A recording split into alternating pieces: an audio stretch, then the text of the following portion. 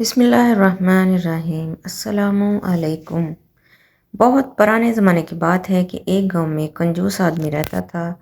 اس کے پاس دولت بہت تھی۔ ایک مرتبہ وہ بیٹھا سوچ رہا تھا کہ اگر وہ اچانک مر گیا تو اس کی ساری دولت کا کیا ہوگا؟ میری ساری دولت اور زمین پر تو لوگ قبضہ کر لیں گے۔ اس خیال کے آتے ہی اس نے اپنی ساری دولت جمع کرنا شروع کر دی، یہاں تک کہ اس نے اپنی زمین بھی بیچ دی اور اس رقم کو سونے کے سکوں کی شکل میں جمع کر لیا اور اپنے صحن میں دفن کر دیا، اور اس خیال سے مطمئن ہو گیا کہ اب اس کی دولت کو کوئی بھی خرچ نہیں کر سکتا۔ مگر اب اسے یہ پریشانی تھی کہ اب اس کی گزر اوقات کیسے ہوگی۔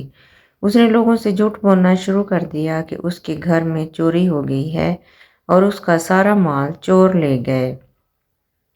اس کے پاس کھانے تک کے پیسے نہیں ہیں۔ لوگوں نے اس پر ترس کھا کر اسے کھانا دینا شروع کر دیا۔ اسے اور بھی مزہ آنے لگا۔ وہ سوچنے لگا کہ اب تو اسے کام کرنے کی بھی ضرورت نہیں، اب وہ اپنی باقی کی زندگی اسی طرح بسر کرے گا۔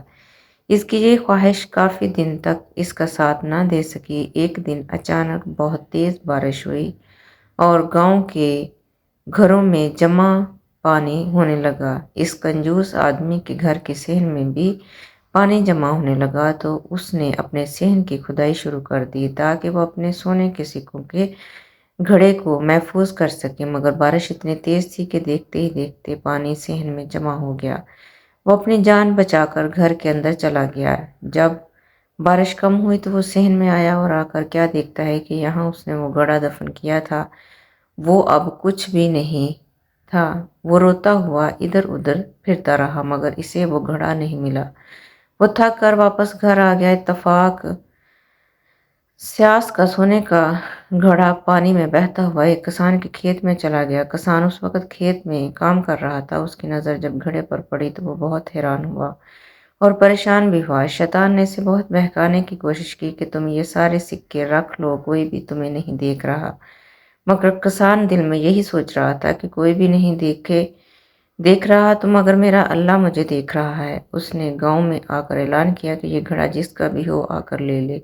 سب لوگ اس گھڑے کو دیکھنے کے لیے آئے۔ جیسے ہی اس کنجوس آدمی کو پتہ چلا وہ بھی بھاگا بھاگا آیا اور کہنے لگا کہ یہ میرا گھڑا ہے۔ سارے لوگ کافی ناراض ہوئے کہ تم نے تو کہا تھا کہ تمہارا سارا مال چوری ہو گیا ہے۔